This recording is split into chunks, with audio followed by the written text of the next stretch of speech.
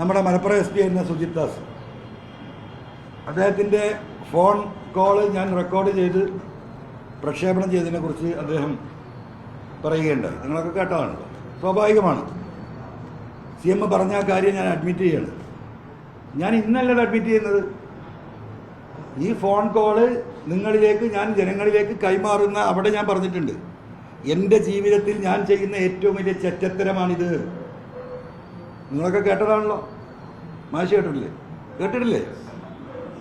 Thomas Chetty കേട്ടിട്ടുണ്ടോ? അപ്പം ഞാൻ തന്നെ പറഞ്ഞാണ് ഞാൻ ചെയ്യുന്ന ഏറ്റവും വലിയ ചെറ്റത്തരാണ്. ഇപ്പോഴല്ല, ഇത് പുറത്ത് വിട്ട് അന്ന് ഞാൻ പറഞ്ഞിട്ടുണ്ട്. പക്ഷേ അന്ന് ഞാൻ പറഞ്ഞു, എന്താ പറഞ്ഞത്? ഇത് പുറത്ത് വിടുകയല്ലാതെ എനിക്ക് രക്ഷയില്ല.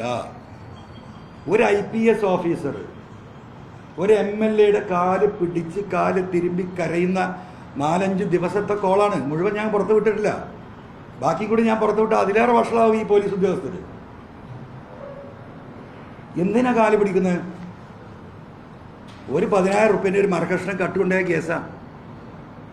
ഈ കോടികൾ മുഴുവൻ അടിച്ചു മാറ്റിയവൻ, ഈ സ്വർണ്ണക്കള്ളക്കടത്തുമായി ബന്ധപ്പെട്ട വിഷയങ്ങൾ കോടികൾ ഉണ്ടാക്കിയവൻ, രാവിലെ വാതിലൊന്ന് തുറന്നു നോക്കുമ്പോൾ കാണുന്ന നല്ല ഭംഗിയുള്ള ഒരു മരം, ഈ പറയുന്ന മഹാഗണി മരം മുറിച്ച് കൊണ്ടുപോയ 10,000 റുപ്യൻ്റെ കേസാണ്. എല്ലാ സൗകര്യങ്ങളുമുള്ള ഒരു കുടുംബനാഥന്, സമ്പത്തുണ്ട്, സൗകര്യങ്ങളുണ്ട്, നല്ല ഭാര്യയുണ്ട്, എല്ലാം ഉണ്ട്. ജനൽ തുറന്നിങ്ങനെ നോക്കുമ്പോൾ അപ്പുറത്തെ ഒരു പെൺകുട്ടിയെ പ്രണയിക്കാൻ തുടങ്ങിയാൽ, അവളെ കൈവശമാക്കിയാൽ എന്താ സ്ഥിതി? അതാണ് ആ മരത്തിൻ്റെ ബ്രിട്ടീഷുകാരുടെ കാലത്തുള്ള മരം തോന്നുന്നുണ്ട്. ആ മരം, ആ കേസിൽ അദ്ദേഹം എന്നോട് പറയും, ഞാൻ ആവർത്തിച്ച് പറയുന്നുണ്ട്, നിങ്ങൾ മനസ്സിലായിട്ടുണ്ടാവും. ഞാൻ ചോദിക്കുന്നുണ്ട്, LSP ഇതൊരു അന്വേഷണം നടന്നോട്ടെ. അന്വേഷണം നടന്നിട്ട് നിങ്ങൾ ഈ പറയുന്നതൊക്കെ സത്യമാണെങ്കിൽ നിങ്ങൾക്കൊരു പ്രശ്നമില്ലല്ലോ, നിങ്ങൾ പരിപൂർണമായി കുറ്റവിമുക്തനാക്കപ്പെടുമല്ലോ. ഈ അങ്ങാടിയിൽ പാട്ടല്ലേ SP, ഇത് നിങ്ങൾക്കല്ലേ മോശം? ആരോപണം ആരെ വരെയും വരാം, മുഖ്യമന്ത്രിയുടെ വരെയും വരാം, മന്ത്രിമാരുടെ പേരിൽ വരും, പാർട്ടി നേതാക്കന്മാർ, എൻ്റെ പേരിൽ എത്രയോ വന്നിട്ടുണ്ട്. അത് ആരോപണം അന്വേഷിച്ച് തെളിഞ്ഞാൽ അത് അവസാനിച്ചല്ലോ. അതുകൊണ്ട് എന്താണ് SP അങ്ങനെ ഒരു അന്വേഷണം നടന്നോട്ടെ എന്ന് പറയുമ്പോൾ അദ്ദേഹം പിന്നെ കാല് പിടിക്കും. അല്ല വാസുട്ടി, അങ്ങനെയല്ലേ? ഈ കാലുപിടുത്തം തുടർന്നു. ഈ കാലുപിടുത്തം തുടർന്നാൽ എന്താ നമുക്ക് മനസ്സിലാവുക?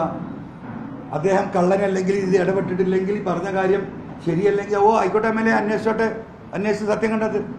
അപ്പോൾ അങ്ങനെ ഒരു IPS ഓഫീസർ ഇങ്ങനെ കള്ളത്തരം ചെയ്യുമ്പോൾ, ഈ കൊള്ളക്കും കൊലക്കും കൂട്ടു നിൽക്കുന്ന ഒരു IPS ഓഫീസർ ആ ഫോൺ റെക്കോർഡ് പഠിച്ചവർ എനിക്ക് തന്നല്ലേ? നിങ്ങൾ ആലോചിച്ച് നോക്കൂ. 4-5 ദിവസം ഞാൻ ചോദിക്കുന്നതിന് ഉത്തരം പറയുക. അദ്ദേഹത്തിന് മനസ്സിലായോ ഞാൻ ചോദിച്ചെടുക്കുകയാണെന്നുള്ളത്? ഏത് കുട്ടിക്കും മനസ്സിലാവും. അദ്ദേഹത്തിൻ്റെ കോമൺ സെൻസ് പോലും അടച്ചു ദൈവം. അദ്ദേഹത്തിൻ്റെ ചിന്താശേഷി പോലും അടച്ചു. ഒരു 5ാം ക്ലാസ്സിൽ പഠിക്കുന്ന 5 വയസ്സിലെ ഒരു കുട്ടി പറയുന്നത് പോലെ ഞാൻ ചോദിക്കുന്ന ചോദ്യങ്ങൾക്ക് ഉത്തരം നൽകിക്കൊണ്ടേയിരുന്നു. എന്തായാലും മനസ്സിലാക്കേണ്ടത്? അപ്പം ആ ഒരു കാര്യം ഞാൻ പുറത്തു വിട്ടില്ലായിരുന്നെങ്കിൽ, ഞാൻ ചോദിക്കട്ടെ, ഞാൻ ഈ ഉന്നയിച്ച് വന്ന വിഷയങ്ങളിൽ അടിസ്ഥാനപരമായിട്ട് ഈ സമൂഹത്തെ എനിക്ക് കൃത്യമായി ബോധ്യപ്പെടുത്താൻ കഴിഞ്ഞ ഏക സംഗതി എന്താണ്? ഈ ഫോൺ റെക്കോർഡിംഗ് ആണ്.